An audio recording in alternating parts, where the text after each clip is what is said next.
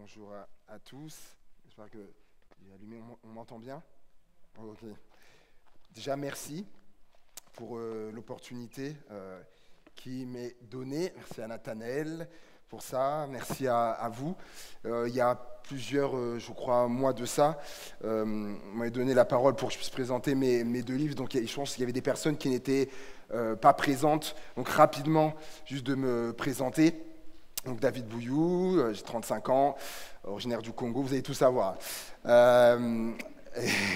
Et donc on est pasteur, donc ma femme va venir au second culte avec ma fille. Donc on a commencé le ministère en 2011 à Nantes, avec le pasteur maréchal pendant 5 ans.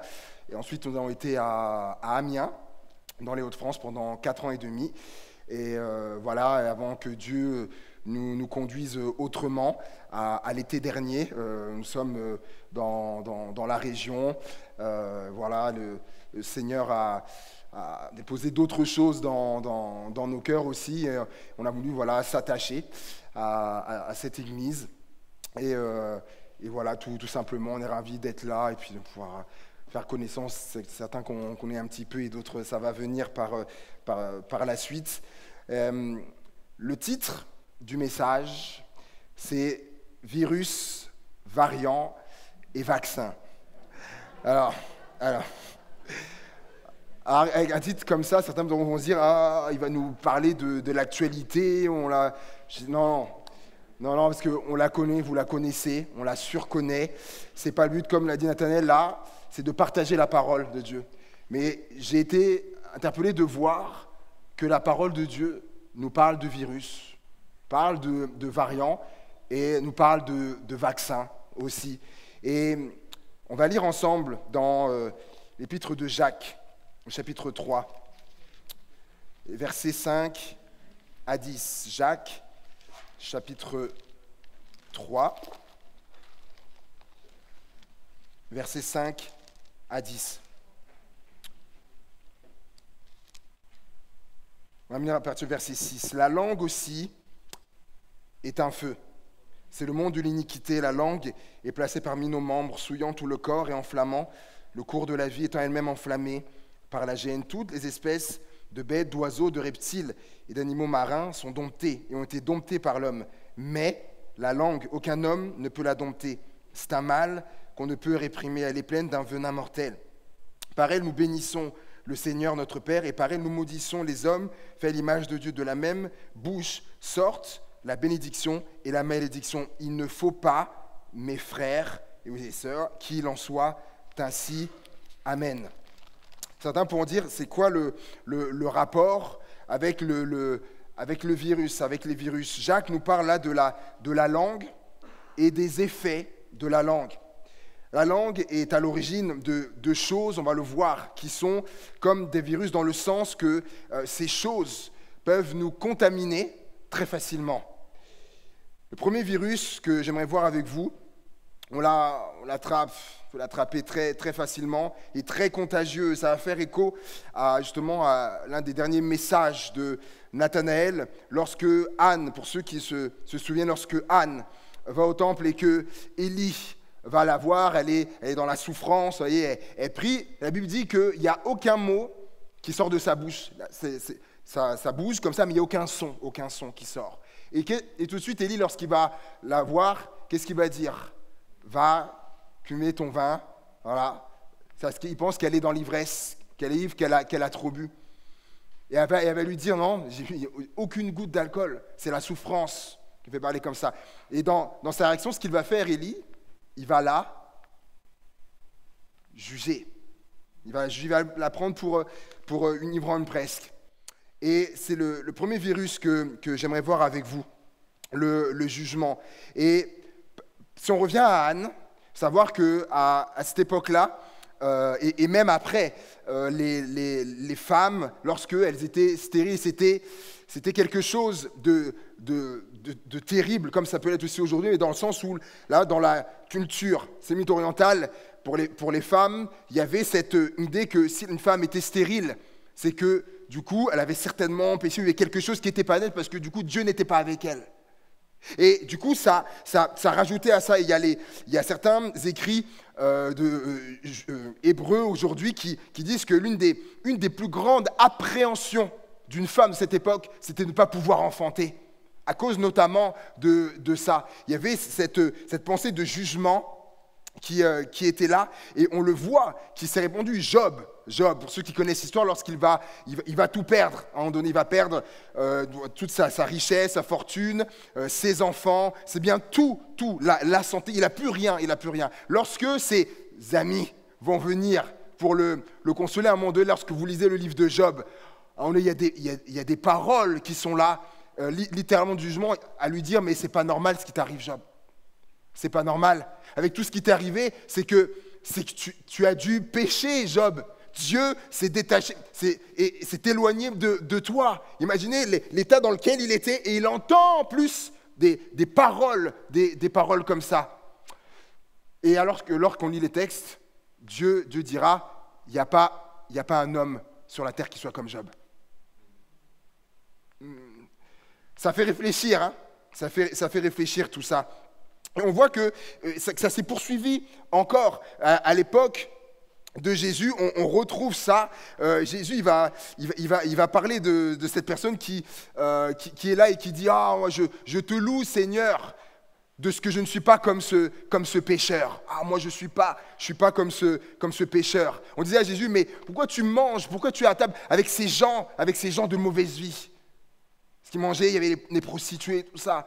Et c'était quelque chose qui était là dans Jean 9, lorsque, avec ses disciples, il y aura cet aveugle de naissance que Jésus va guérir par la suite. À un moment donné, les chefs religieux vont lui poser des questions.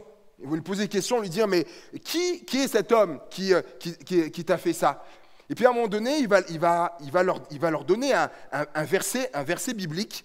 Et il va leur dire que Dieu n'exauce pas les pécheurs. Donc si Dieu l'a exaucé, c'est que cet homme n'est pas pécheur. Et c'est inversé la parole de Dieu. Et eux, les chefs religieux vont dire, mais d'où tu vas nous enseigner, toi? Tu es né dans le péché. Parce qu'il était né aveugle. Tu es né dans le péché. Et c'était vraiment quelque chose qui était véhiculé, qui était ambiant. Et d'ailleurs, quand les disciples avec Jésus vont passer à côté de lui, ils vont poser la question à Jésus, qui de lui ou ses parents ont péché pour qu'il soit né aveugle? Et on le voit, ce virus était largement répandu. Et pour ça, Jésus, notamment dans le Sermon sur la montagne, dans Matthieu 7, Jésus va réserver, dans les premiers versets, une portion sur ça. Il commence comme ça, Matthieu 7, 1, « Ne jugez point, afin que vous ne soyez point jugés, etc. » Il va commencer comme ça, parce que c'est un virus. Regardez ce que dit Paul aux Romains, au chapitre 14, et au verset 3, Romains, chapitre 14, verset 3. D'ailleurs, c'est dans tout le chapitre 14, l'apôtre Paul va parler de ça. Verset 3. Que celui qui mange ne méprise point celui qui ne mange pas, et que celui qui ne mange pas ne juge pas celui qui mange, car Dieu l'a accueilli. Qui es-tu, toi qui juges un serviteur d'autrui? S'il se tient debout ou s'il tombe, cela regarde son maître. Il se tiendra debout car le Seigneur a le pouvoir de l'affermir. Regardez le verset 10 maintenant. Verset 10. Mais toi, pourquoi juges-tu ton frère? Ou toi, pourquoi méprises-tu ton frère, puisque nous comparons tous devant le tribunal de Dieu? Verset 13. Ne nous jugeons donc plus les uns les autres, mais pensez plutôt à ne rien faire qui soit pour votre frère une pierre d'achoppement ou une occasion de chute. Paul, là, en fait, recadre, parce que il apprend que le virus est en train de se répandre. Rappelez-vous ce que Jacques a dit de la langue. Il dit, elle est comme un feu qui peut embraser une forêt. Et là, l'apôtre Paul, il y a ce virus, il y a comme un feu qui est en train de prendre. Et là, il amène les canadaires spirituels de l'eau pour éteindre ça, parce qu'il voit que ça se répand. Jacques, chapitre 4 et verset 12, nous dit ceci. Un seul est législateur et juge. C'est celui qui peut sauver et perdre. Mais toi, qui es-tu qui juge le prochain. Donc on voit que ce n'était pas juste les Romains, Paul il écrivait aux Romains, mais ce n'est pas juste les Romains, là Jacques, il parle des églises qui sont toutes dans la dispersion. Donc il parle à tout le monde. Le virus, on le retrouve à Rome, on le retrouve dans les 12 tribus de la dispersion, on le retrouve à Jérusalem, on le retrouve dans d'autres endroits. Le virus a voyagé, il a voyagé. Et il est arrivé un peu partout, et même en France.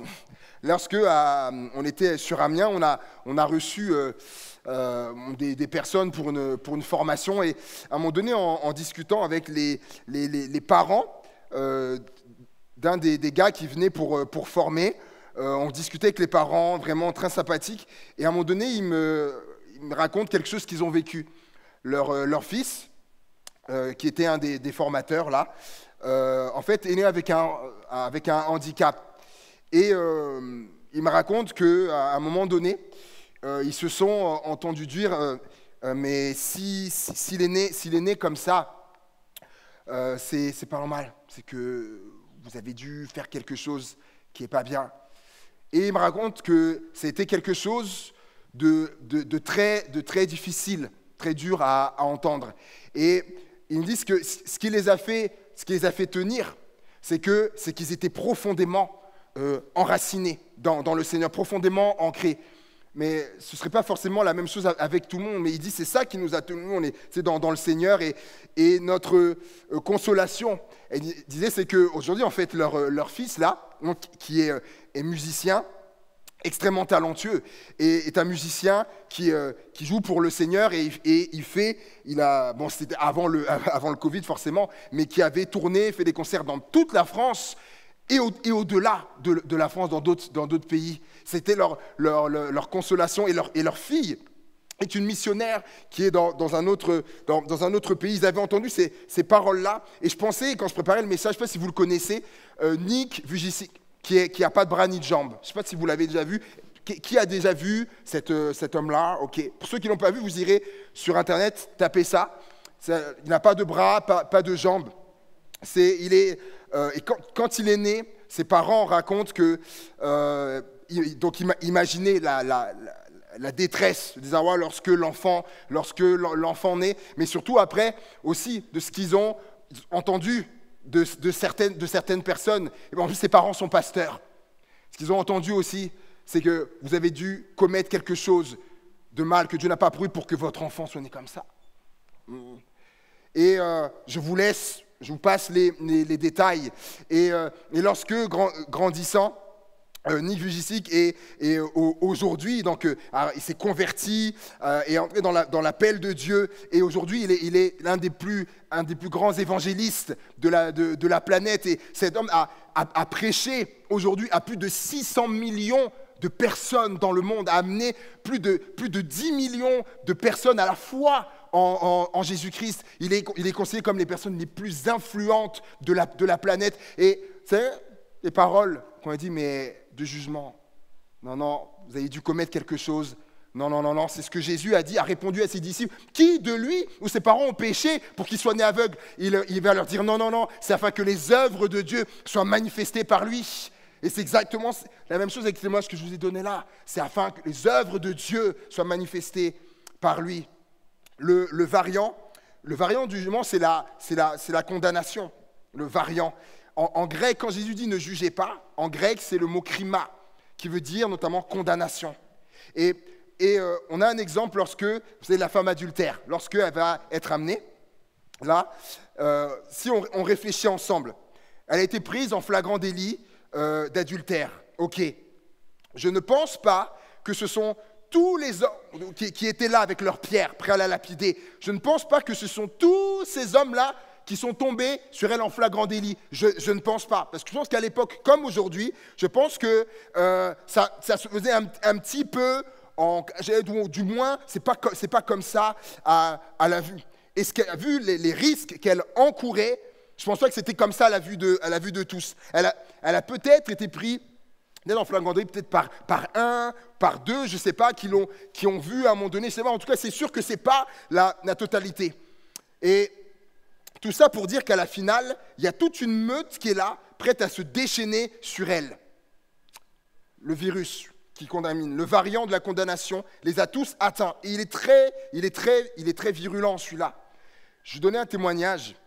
Il m'a bouleversé, ce témoignage. J'étais à l'école biblique, dans un livre que je lisais, et il y avait un chapitre qui s'intitulait « Être un arbre de vie ». Et ce pasteur raconte, ce pasteur américain, qu'un jour, il marche, il est en train de marcher, et puis à un moment donné, il semble croiser quelqu'un, un homme qui fréquente son assemblée, et il voit passer dans une rue, et puis il se dit, forcément, il veut aller le saluer, et donc il emprunte le même chemin, et là, il voit cet homme qui rentre dans un lieu, type striptease, chose comme ça, il entre dedans. Et là, il se met sur le côté, et il a à cœur d'attendre, donc il faudra qu'il ressorte. Et là, certains se disent, quand on entend ça, on se dit « Ouh, là, ça va chauffer, oui ». Et arrive un moment où l'homme sort, vu qu'il s'était mis sur le côté, il ne l'a pas vu, il part, et du coup, il se met à le suivre. Et à un moment donné, lorsqu'il est près de lui, il veut juste l'interpeller en le saluant, et le frère remarque, le pasteur, et du coup, se met à marcher plus vite et veut le semer.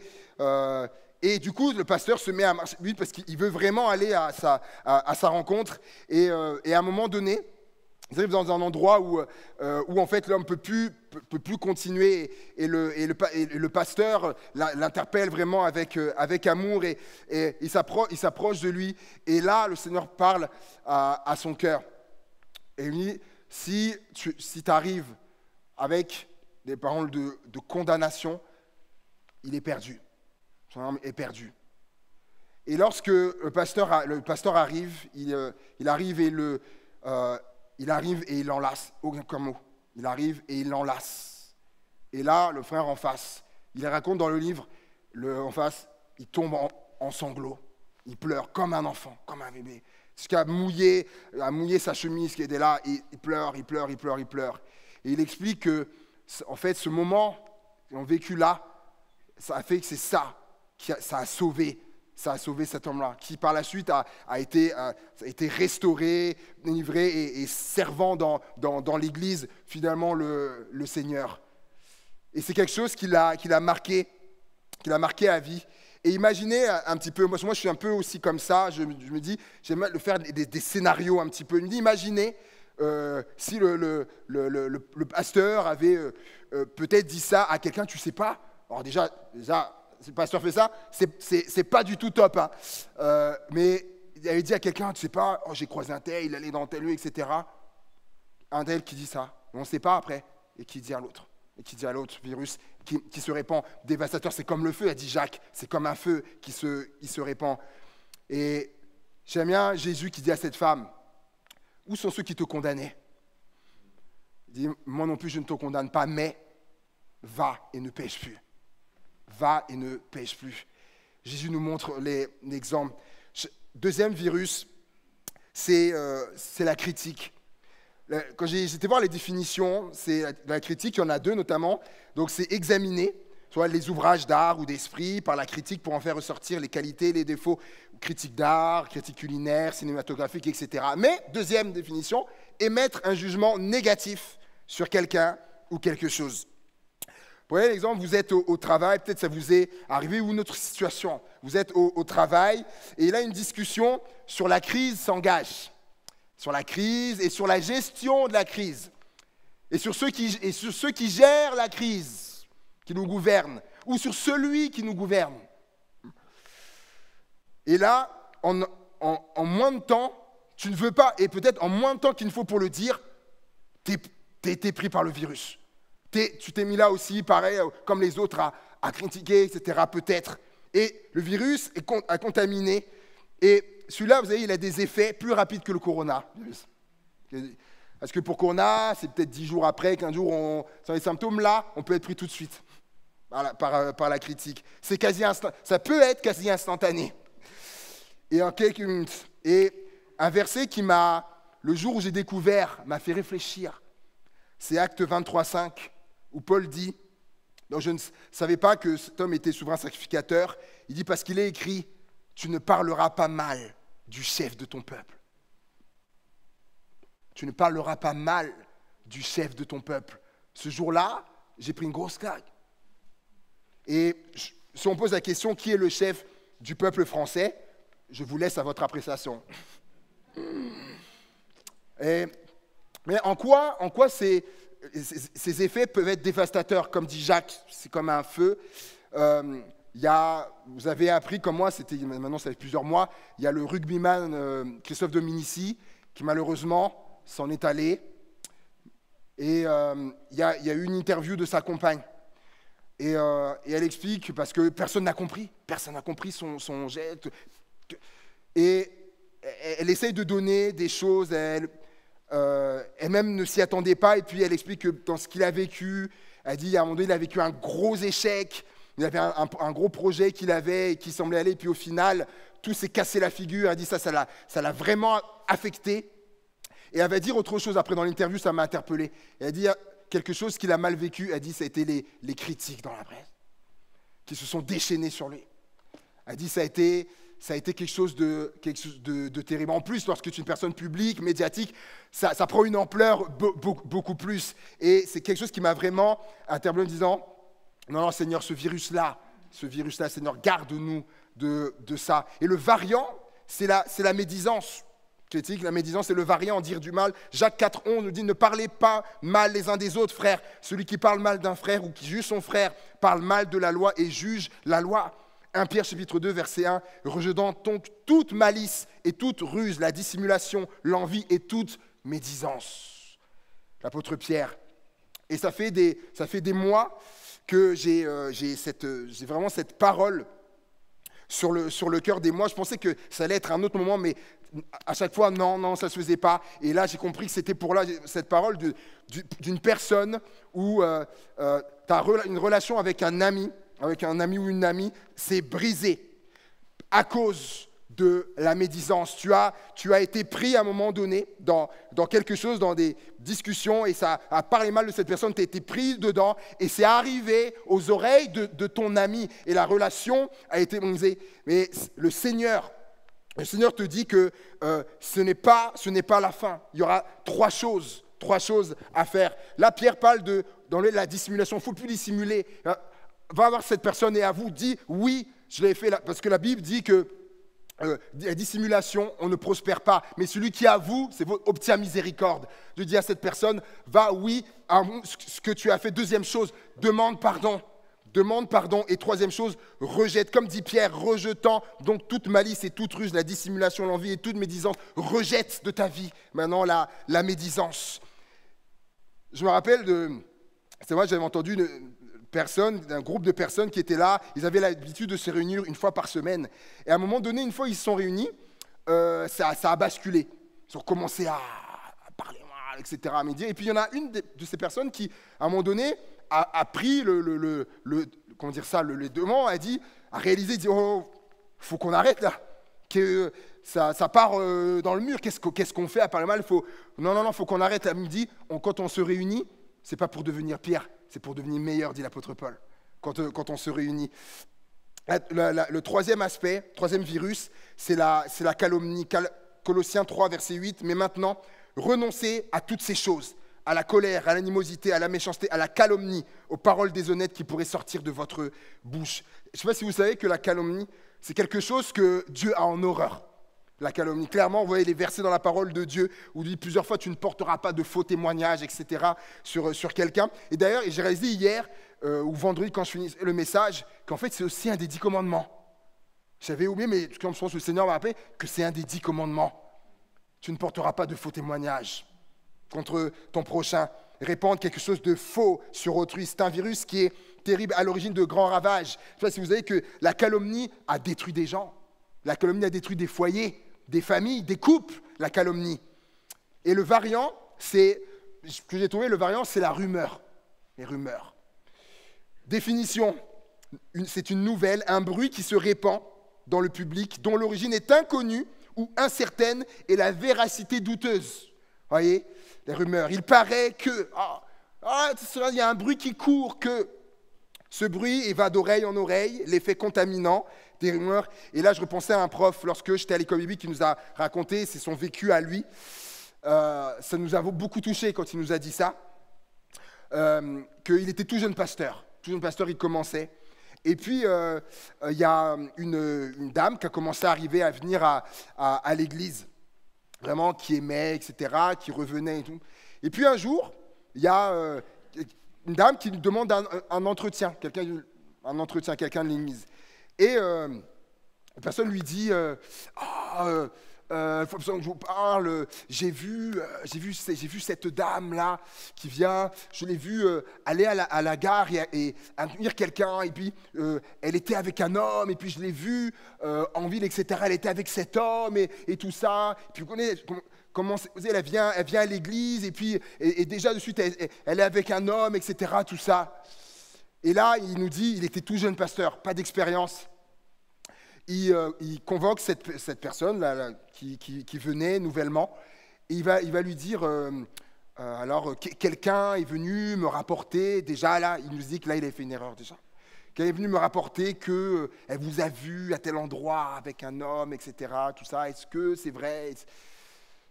Et là, il y a un silence, et là la personne de lui dire, oui c'est vrai, c'est effectivement vrai, et là, elle va lui dire, mais cet homme, c'est mon cousin. Et la suite, c'est que le pasteur, quand il me raconte ça, les larmes commencent à couler. Pourquoi? Il dit, parce que cette femme, elle n'est plus revenue. Elle n'est plus revenue après. Et quand il nous dit ça, les larmes, elles coulent. Je vous dis, je vous rappelle, j'ai l'émotion, les larmes, elles coulent, pasteur. Et il nous dit, cette chose-là, il dit, je ne referai plus jamais. Je ne referai plus jamais ça. De juger sur les oui-dire. Les rumeurs, des choses. Et on peut facilement se faire influencer par les rumeurs, par les bruits de couloir. En fait, pourquoi? Parce que notre chair, la chair, elle aime ça, en fait. La chair, elle aime ça. Mais comme l'a dit Nathanaël il y a quelque temps, il faut que la chair, elle soit crucifiée à ces choses-là. Et la Bible, elle parle des oui-dire, et un verset que j'aime, une des descriptions de Jésus, dans Ésaïe, au chapitre 11. Regardez avec moi, Ésaïe, chapitre 11, c'est magnifique. Ésaïe, chapitre 11, une description de Jésus. Il nous est dit ceci, le verset 2.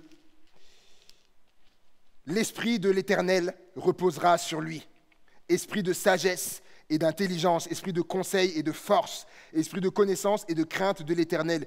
Il respirera la crainte de l'Éternel, il ne jugera pas sur l'apparence, il ne prononcera pas sur un oui-dire. Sur des oui-dire, des rumeurs, des choses qui arrivent comme ça. Et le quatrième et dernier virus que j'aimerais voir avec vous, c'est le découragement. Mais qu'on s'entende, ce n'est pas découragement le fait d'être découragé, parce que ça arrive à tout le monde, ça nous arrive tous, on peut avoir des périodes découragées, et puis le Seigneur, il fait ce qu'il faut à chaque fois, il nous rebooste, etc. Vous le savez, vous l'avez vécu, on le vit. Non, là je parle du découragement, le fait de décourager les autres. Parce qu'on parle de la bouche, l'effet de la langue. Et Nombre, chapitre 13, là, le peuple d'Israël, le contexte, il va arriver, il est aux portes du pays promis, que Dieu leur a promis. Et là, Dieu dit à Moïse, envoie un chef de chaque tribu d'Israël, donc 12, pour aller explorer, examiner et revenir et vous faire un rapport. Donc c'est ce qui se passe, 12 espions sont envoyés, et arrivent et reviennent pour faire leur rapport. Regardez le verset 25, Nombre, chapitre 13, et le verset 25, regardez ce qu'il est dit. Ils furent de retour de l'exploration du pays au bout de 40 jours. À leur arrivée, ils se rendirent auprès de Moïse et d'Aaron et de toute l'assemblée des enfants d'Israël à Kadès dans le désert de Paran. Ils leur firent un rapport, ainsi qu'à toute l'assemblée, et ils leur montrèrent les fruits. Voici ce qu'ils racontèrent à Moïse. Nous sommes allés dans le pays où tu nous as envoyés à la vérité. C'est un pays où coule le lait et le miel, et en voici les fruits. Mais le peuple qui habite ce pays est puissant. Les villes sont fortifiées, très grandes. Nous avons vu des enfants d'Anak. Donc c'était des personnes de très haute taille, des géants. Les Amalécites habitent la contrée du Midi, les Essiens, les Jébusiens, les Amoréens habitent la montagne, et les Cananéens habitent près de la mer et le long du Jourdain. Caleb fit taire le peuple qui murmurait, parce que ça commence à jaser. Alors il fait taire, il dit « Montons, emparons-nous du pays, nous y serons vainqueurs. » Mais les hommes qui étaient allés avec lui dirent « Nous ne pouvons pas monter contre ce peuple, car il est plus fort que nous. » Ils décrièrent devant les enfants d'Israël le pays qu'ils avaient exploré. Ils dirent, le pays que nous avons parcouru pour explorer est un pays qui dévore ses habitants. Tous ceux que nous avons vus sont des hommes d'une haute taille. Et nous y avons vu les géants, enfants d'Anak, de la race des géants. Nous étions à nos yeux et aux leurs comme des sauterelles. Toute l'assemblée éleva la voix et poussa des cris. Et le peuple pleura pendant toutes les conséquences de leurs paroles. Tous les enfants d'Israël murmurèrent contre Moïse et Aaron. Et toute l'assemblée leur dit, que ne sommes-nous morts dans le pays d'Égypte, ou que nous sommes-nous morts dans ce désert? Pourquoi l'Éternel nous fait-il aller dans ce pays? Nous tomberons par l'épée, où nos femmes et nos petits-enfants deviendront une proie. Ne vaut-il pas mieux pour nous retourner en Égypte et se dire l'un à l'autre, nommons un chef et retournons en Égypte? Voyez un petit peu les paroles de découragement, ce qu'a amené au peuple d'Israël. Un rapport absolument décourageant. Et regarde, et ce qui m'a interpellé, c'est que les 10 espions, à 10, ils ont contaminé presque 2 millions de personnes. On connaît 600 000 hommes, mais les experts estiment qu'avec les femmes et les enfants, ils étaient à peu près de 2 millions. À 10, ils ont contaminé le découragement près de 2 millions de personnes. Et qu'est-ce que ça me fait dire? Quand les dernières études montrent que le coronavirus est un rapport de contamination d'une personne pour 5,7 environ. Là, on continue. Si le taux de transmission du Covid était le même que celui du découragement qui est là, juste 350 personnes suffiraient à contaminer la France. Si on veut les rapports, pas au niveau de la dangerosité, mais au rapport mathématique. Vous voyez un petit peu? Ce qui me fait dire que le découragement est quelque chose d'extrêmement contagieux. Mais on va le voir très clairement. Vous savez, par exemple, c'est bientôt l'Euro. Moi, je suis un fan de foot. Yes. OK. Et du coup, c'est dans le sport, un entraîneur, des joueurs peuvent décourager une équipe. Imaginez Didier Deschamps qui dit à ces gars avant d'y aller, de monter dans le bus, dans l'avion, bon, les gars, de toute façon, on y va, on n'a aucune chance, hein, mais soyez forts. Ou Mbappé avec Griezmann, je ne sais pas, ils sont là, ils parlent aux autres en disant, bon les gars, déjà, on a réussi à se qualifier, là, c'est déjà un miracle. Alors, si on va jusqu'au le 8e, on s'en sort déjà bien. Oh, aller à une compétition comme ça, mes amis, et vous savez, des professeurs, par exemple, un directeur, des professeurs, qui seraient décourageants, plusieurs, peuvent décourager une équipe pédagogique. On a amené des paroles de découragement, c'est une année encore médiocre, ça va être, peuvent décourager un colonel, des soldats, disant des paroles de découragement, peut décourager l'armée, etc. Et je dis un pasteur, des pasteurs, et aussi des paroles, décourager une église, mais on ne vit rien, le Seigneur n'est pas avec nous. Heureusement, ça avait été, il dit Dieu est avec nous, c'est la vérité. Un pasteur qui dit Dieu n'est pas avec nous, que des paroles comme ça, mais peut décourager l'église, vous voyez. Et le découragement, le variant, c'est le négativisme. Définition, tendance à avoir une attitude négative, pessimiste ou sceptique. Le négativisme, on peut en être infecté même sans s'en rendre compte. Une personne me disait un jour qu'elle a réalisé en fait qu'à chaque fois qu'elle avait une certaine personne au téléphone, à chaque fois derrière, elle était négative sur tout. Tout. Alors qu'elle n'est pas comme ça de nature, cette personne. Mais elle a réalisé qu'en fait, par contre, la personne qui l'appelle est profondément négative. Et du coup, malgré le téléphone, le virus, il passe. Malgré le téléphone. Même pas besoin de distanciation, quoi, le truc. Et vous savez, surtout dans la période que nous traversons, on va dire après crise sanitaire, crise économique, crise sociale, crise ceci, crise cela, le discours qu'on peut entendre, genre, c'est on va pas s'en sortir. Mais quelqu'un qui parle de on va pas s'en sortir, ça va être catastrophique. Les chiffres descendent. Moi je me réjouis, les chiffres descendent. Je me réjouis, mais la personne dit mais te réjouis pas, ça descend, mais te réjouis pas. Par les temps qui courent, tu veux faire un projet, mais non, mais fais pas un projet. Par les temps qui courent, c'est fichu ton projet, tu vas pas réussir, etc. Et puis on peut contaminer, on contamine comme ça. Mais la bonne nouvelle, c'est qu'il est possible d'avoir un autre positionnement et de voir les choses sous un autre angle. Les 12 espions, ont vu la même chose. Ils ont vu la même chose. Il y en a 10 qui ont amené qui ont fait un rapport négatif, et il y en a 2 qui ont fait un rapport positif. Ils ont vu la même chose. Josué et Caleb ont fait un rapport positif. On va dire quoi, qu'est-ce qui s'est passé? Et je vous pose la question, lesquels des 2 sont entrés dans le pays promis? Lesquels, par contre, les 2, lesquels? C'est les 2. C'est les 2. Vous savez, c'est pas de ne pas voir la réalité ou de la nier. Non, parce qu'ils le disent. Oui, mais oui, il y a des géants. Il y a les fils d'Anak, etc. Oui, le pays est fortifié. Oui, mais ils disent, oui, mais il y a un mais. Dieu, il est avec nous. Et on va remporter la victoire. Dieu nous l'a dit, c'est notre pays. Il nous a fait la promesse, donc on va l'avoir. C'est totalement différent. Totalement. Et ça va se passer comme il l'a dit. J'avais juste cette image. Lorsque je préparais le message, vous savez, il peut pleuvoir, mais voir les choses de façon positive, c'est celui qui regarde la pluie, oui, il y a la pluie, mais qui sait que le soleil, il est quand même au-dessus, il brille, et à un moment donné, il va briller à nouveau, le soleil. Et je termine par les vaccins. C'est important, les vaccins. Alors, vous l'avez bien compris que face à ces virus-là, Pfizer, Moderna, Johnson & Johnson, AstraZeneca, ça, il n'y a aucune efficacité sur ces virus-là qu'on a vus. Et on les trouve dans la parole de Dieu, ces virus, ces vaccins-là, par rapport au jugement, à la condamnation. Le vaccin que Dieu nous propose, c'est la grâce. C'est la grâce, c'est d'agir avec grâce. Les gens de grâce qui procurent la grâce, qui parlent avec grâce. La Bible dit que vos paroles soient des paroles de grâce, assaisonnées de poivre. Non, alors, de sel. Ah, c'est bon, vous connaissez. La grâce, comme Jésus lui a fait grâce, je te fais grâce, je ne te condamne pas non plus, mais va et ne pêche plus. La grâce. Et comme Dieu nous a fait grâce, on ne méritait pas, Dieu nous a fait grâce. Ensuite, le vaccin que Dieu propose, la parole nous propose par rapport à la critique et à la médisance, c'est honorer. Au lieu de critiquer, c'est d'honorer. La personne, la Bible parle, honorer le roi, honorer ceux qui on doit l'honneur, d'honorer les gens, de dire du bien, bénir, vous savez que bénir. À la base, oui, c'est faire du bien, prodiguer du bien aussi, mais c'est dire du bien. C'est dire du bien. Allez, je le dis.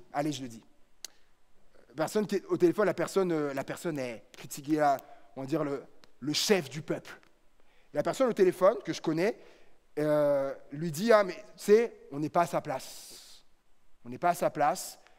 C'est très difficile. Est-ce qu'on aurait fait mieux? Il fait ce qu'il veut, etc. Et quand j'ai entendu ça, j'ai trouvé ça bien. J'ai vraiment trouvé ça bien. Et je pense que c'est ce que la parole nous dit de bénir. Le vaccin que Dieu propose par rapport à la calomnie et aux rumeurs, je crois que c'est la vérité.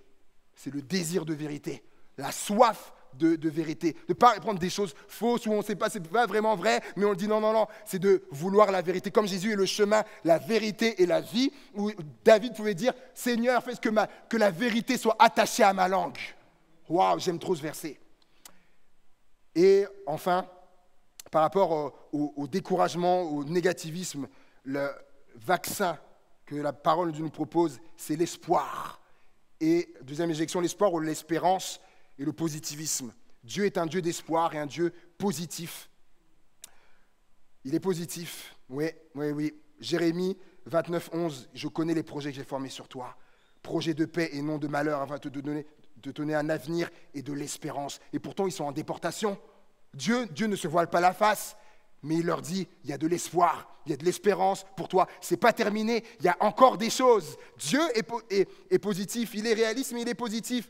Il connaît la situation mieux que nous. Pourtant, Jérémie 31, 17, il y a de l'espérance pour ton avenir. Il dit à Abraham, oui, tes descendants seront esclaves en Égypte, c'est la vérité, mais, je les délivrerai de ça, ils seront libres. Ésaïe 1, il dira, toute la terre est en mauvais état, de la plante des pieds jusqu'au sommet de la tête, rien n'est bon, c'est dans Ésaïe chapitre 1er. Mais j'aime bien au verset 13, et Dieu va dire, mais si tes péchés sont rouges comme le cramoisi, ils deviendront blancs comme la neige. Dieu, il est réaliste, mais Dieu, il y a l'espoir. L'espoir, toujours, du début à la fin de la Bible, c'est ça. Alléluia. Et Dieu lui-même, il peut t'administrer ces 2 doses-là. Il peut te les administrer. Et je peux vous dire que quand on les a reçues, ces doses-là, mes amis, les paroles, elles changent. Regardez, je vous donne un exemple. Quand je suis face à un problème, je vais dire oui, il y a un problème, c'est vrai, mais à tout problème, il y a une solution. Oui, la porte est fermée, mais Dieu en ouvrira une autre. Oui, là, je suis bloqué, mais Dieu a prévu une issue. Oui, je suis dans un tunnel, mais tout tunnel a une fin. Alléluia. Il n'y a pas de chemin, mais Ésaïe dit que Dieu crée un chemin dans le désert. Amen. Oui, aujourd'hui, c'est pas top, mais demain sera meilleur. Quand on a reçu ces doses-là, le discours, ça change, les paroles, elles changent. Et j'aimerais qu'on puisse se lever, si vous le voulez bien, qu'on puisse se lever ensemble. Parce qu'on est quand même le dimanche de Pentecôte. Et il est dit que le jour de la Pentecôte, ils étaient tous ensemble dans le même lieu. Et tout à coup, il vint du ciel un bruit comme celui d'un vent impétueux, il remplit toute la maison où ils étaient. Et des langues, mes amis, des langues semblables à des langues de feu leur apparurent séparées les unes des autres et se posèrent sur chacun d'eux. Ils furent tous remplis du Saint-Esprit et se mirent à parler en d'autres langues selon que l'Esprit leur donnait de s'exprimer. Et je ne crois pas que ce soit le hasard que c'était comme des langues. Parce que Jacques dit que notre langue, elle est comme un feu. Et là, ce sont des langues de quoi ? De feu qui viennent là. Parce que Jacques dira qu'elle est comme un gouverneur. Personne ne peut la dompter, la langue. Mais qu'est-ce qu'il faut alors ? Il faut le Saint-Esprit, le feu du Saint-Esprit, ces langues-là, pour pouvoir dompter ça, ces paroles-là. Et je veux vraiment qu'on puisse se placer juste devant le Seigneur, qu'on puisse prier le Seigneur et demander au Seigneur encore, ce dimanche de Pentecôte, c'est une nouvelle effusion du Saint-Esprit, que le Saint-Esprit soit lui qui gouverne nos langues, alléluia. Ce ne soit pas des langues avec un feu qui dévaste, mais non des langues avec un feu, oui, le feu de Dieu, un feu dévorant, un feu qui bénit, un feu qui communique l'encouragement, qui est le relèvement, la grâce, et toutes ces choses-là. Seigneur, on est devant toi. Seigneur, souffle sur nous, vent du Saint-Esprit encore, souffle sur nous, Seigneur. On est là devant toi. Seigneur, comme on rejette, Seigneur, la calomnie, les rumeurs, la médisance, la critique, le jugement, la condamnation. Seigneur Jésus, toutes ces choses là, on ne veut pas de ça, Seigneur. Merci pour les vaccins que tu nous proposes, ta parole qui est tellement puissante, mon Dieu, qui est douce à notre palais, Seigneur Jésus. Merci encore de répandre ton feu sur nous. Comme dit ta parole, il fit des flammes de feu, il fait de ses serviteurs des flammes de feu, de ses servants des flammes de feu. Et je prie pour ça en ce dimanche de Pentecôte. Fais de nous des serviteurs, des servants des flammes de feu qui embrasent par l'amour, par la contagion de l'amour. Alléluia, pour notre génération, pour ceux qui nous entourent, nos amis,